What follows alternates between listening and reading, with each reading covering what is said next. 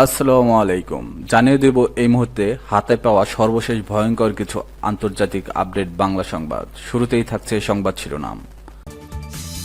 Iran বলছে কূটনীতির দরজা খোলা, ইসরায়েল জানালো হামলা চলবে। জানিয়ে দেব মধ্যপ্রাচ্যে বিশ্বের সবচেয়ে বড় বিমানবাহী রণতরী মোতায়েন করছে যুক্তরাষ্ট্র।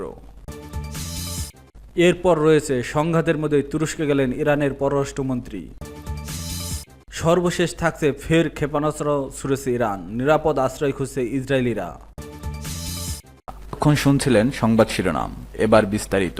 প্রিয় দর্শক, আপনি যদি এই চ্যানেলে নতুন হয়ে থাকেন, ভিডিওটি দেখতে দেখতে চ্যানেলটি সাবস্ক্রাইব করে আমাদের সাথেই থাকুন। ইরান বলছে কূটনীতির দরজা খোলা, ইসরায়েল জানালো হামলা চলবে। ইরানের পররাষ্ট্রমন্ত্রী আব্বাস আরাকচি বলেছেন তাদের পারমাণবিক কর্মসূচি শান্তিপূর্ণ এবং তারা এখনও কূটনৈতিক সমাধানে আগ্রহী। তবে তিনি স্পষ্ট করে দিয়েছেন এর আগে ইসরায়েলকে তার চলমান হামলা বন্ধ করতে হবে। অন্যদিকে ইসরায়েলি সেনাপ্রধান আয়াল জামির জানিয়েছে ইরানের বিরুদ্ধে একটি দীর্ঘ সময়ের যুদ্ধের জন্য প্রস্তুত থাকতে হবে, কারণ ইসরায়েলের হামলার নবম দিন গড়িয়েছে। এদিকে যুক্তরাষ্ট্রের প্রেসিডেন্ট ডোনাল্ড ট্রাম্প তার গোয়েন্দা বিভাগের প্রধান তুলসী গ্যাবার্ডের বক্তব্যের সঙ্গে দ্বিমত প্রকাশ করেছে। গ্যাবার্ড বলেছেন ইরান পারমাণবিক অস্ত্র তৈরি করছে এমন কোনো প্রমাণ নেই, কিন্তু ট্রাম্প বলছেন তিনি এতে একমত নন। আন্তর্জাতিক পরমাণু শক্তি সংস্থা জানিয়েছে ইসরায়েলের হামলার পর ইরানের নাতানজ পারমাণবিক কেন্দ্রে তেজস্ক্রিয় ও রাসায়নিক দূষণের আশঙ্কা দেখা দিয়েছে, যদিও এখন পর্যন্ত কেন্দ্রটির বাইরের পরিবেশ কোনো রেডিয়েশন বৃদ্ধি পায়নি।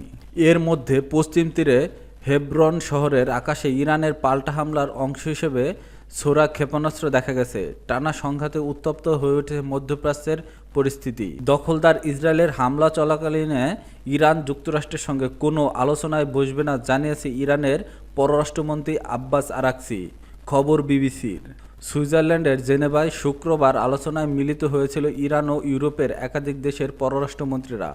বৈঠক শেষে ইরান জানায় দখলদারদের হামলা চলাকাল থাকা অবস্থায় তারা যুক্তরাষ্ট্রের সঙ্গে কোনো ধরনের আলোচনা করবে না।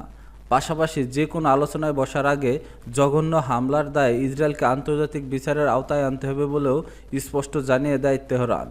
আব্বাস আরাকচি বলেন ইসরায়েলের আগ্রাসন বন্ধ হলে এবং ইরানে যে জঘন্য হামলা চালানো হয়েছে তার জন্য আগ্রাসনকারীদের বিচারের ব্যবস্থা নিশ্চিত করা হলে ইরান আবার কূটনৈতিক সমাধানের পথ বিবেচনা করতে প্রস্তুত রয়েছে।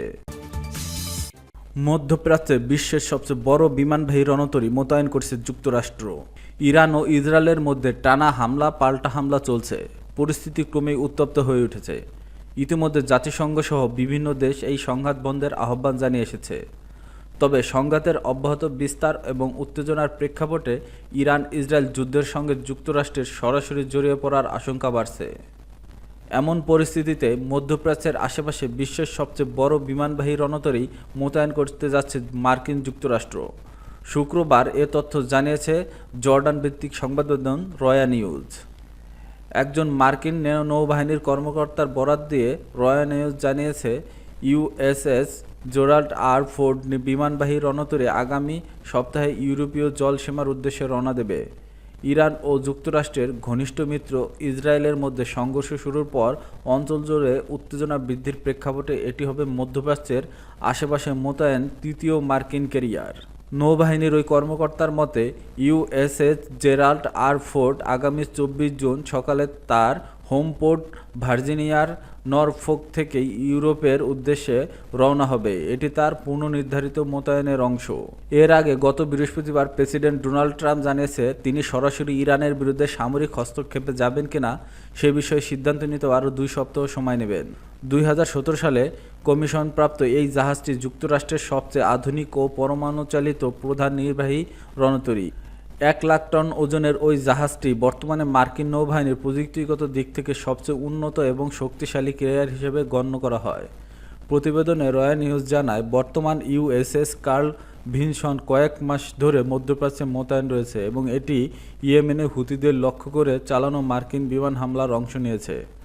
সাম্প্রতিক দিনগুলোতে যুক্তরাষ্ট্র ইউরোপ জুড়ে অবস্থিত বিভিন্ন ঘাঁটিতে বড় সামরিক পরিবহন বিমান পাঠিয়েছে এবং কাতার অবস্থিত আল উইদেইদ বিমান ঘাঁটি থেকে বহু বিমান সরিয়ে নেওয়া হয়েছে, ধারণা করা হচ্ছে সম্ভাব্য ইরানি হামলার আশঙ্কায় এই ব্যবস্থা নেওয়া হচ্ছে। এদিকে শুক্রবার নিউ জার্সিতে সাংবাদিকদের সঙ্গে আলাপকালে প্রেসিডেন্ট ডোনাল্ড ট্রাম্প বলেছে, ইরানের বিরুদ্ধে চলমান যুদ্ধে ইসরায়েলের জয় লাভ করছে।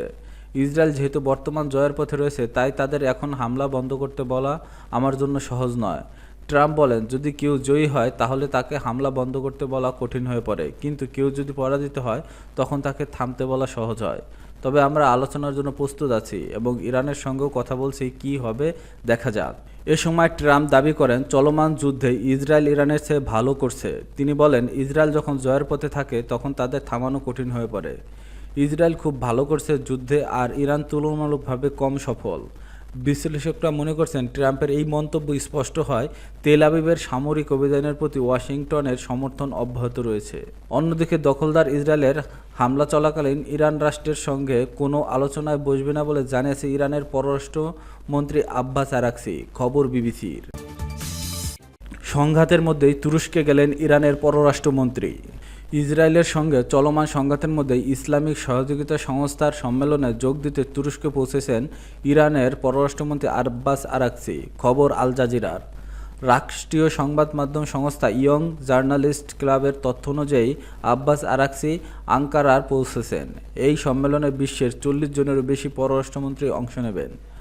শুক্রবার জেনেভায় ইউরোপীয় প্রতিপক্ষদের সঙ্গে আরাকচির সাক্ষাৎকারের পর এই বৈঠকে অনুষ্ঠিত হচ্ছে। এর আগে ইরানের উপর ইসরায়েলের হামলার প্রেক্ষাপটে তুরস্কের প্রেসিডেন্ট রিসেপ তাইয়েপ এরদোগান মার্কিন প্রেসিডেন্ট ট্রাম্পের সঙ্গে দুবার ফোনালাপ করছে বলে জানা গেছে।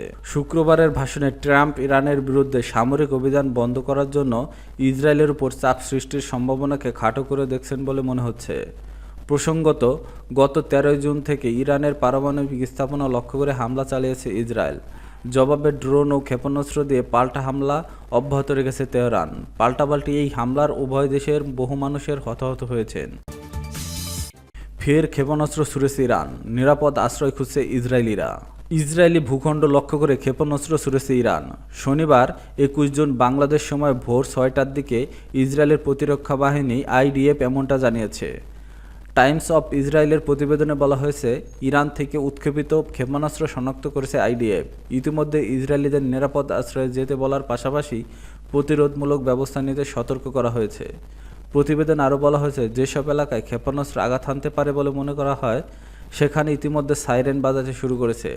তবে ইরান থেকে ঠিক কতটি ক্ষেপণাস্ত্র ছোড়া হয়েছে এবং ইসরায়েলের কোথায় এগুলো আঘাত হানতে পারে এ বিষয়ে তাৎক্ষণিকভাবে কিছু জানায়নি আইডিএফ।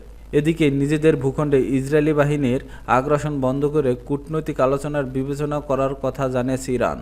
শুক্রবার জেনেভায় ফ্রান্স, জার্মানি, যুক্তরাজ্য ও ইউরোপীয় ইউনিয়নের শীর্ষ কর্মকর্তাদের সঙ্গে বৈঠক শেষে এমনটা জানিয়েছে ইরানের পররাষ্ট্রমন্ত্রী আব্বাস আরাকচি। একই দিন মার্কিন প্রেসিডেন্ট ডোনাল্ড ট্রাম্প বলেছেন, আলোচনা চালিয়ে যেতে তিনি ইসরায়েলকে বিমান হামলা কমানোর জন্য চাপ দেওয়ার সম্ভাবনা কম। ট্রাম্প বলেছেন, আমার মনে হয় এখনই সেই অনুরোধ করা খুব কঠিন। অন্যদিকে ইসরায়েল প্রতিরক্ষা বাহিনীর প্রধান ইয়াল জামির বলেছেন, বছর পর বছর ধরে ইরান হামলার প্রস্তুতি নেওয়া হচ্ছিল। সাম্প্রতিক মাসগুলোর কঠোর গোপনীয়তা বজায় রেখে হামলার প্রস্তুতি ত্বরান্বিত করা হয়েছে। শুক্রবার ইরানে নতুন করে হামলা শুরু করছে ইসরায়েল। অন্যদিকে ইসরায়েলের হাইফাতে ইরানের ক্ষেপণাস্ত্র হামলায় আহত বেড়ে 23 জন দাঁড়িয়েছে। তাদের মধ্যে 3 জন গুরুতর আহত হয়েছেন। ইসরায়েল সেনাবাহিনী জানিয়েছে, ইরান সর্বশেষ 25টি ক্ষেপণাস্ত্র হামলা চালিয়েছে, তবে হামলার মধ্যে দক্ষিণ ইসরায়েলে কেউ আহত হয়নি। অন্যদিকে ইরান ও ইসরায়েলের মধ্যে চলমান সংঘাত নিয়ে সতর্ক করছেন জাতিসংঘের মহাসচিব আন্তোনিও গুতেরেস। শুক্রবার জাতিসংঘ নিরাপত্তা পরিষদের এক বৈঠকে উদ্বোধনী ভাষণে তিনি বলেছেন, এই সংঘাতের বিস্তার এমন এক আগুন জ্বালাতে পারে যা কেউ নিয়ন্ত্রণ করতে পারবে না।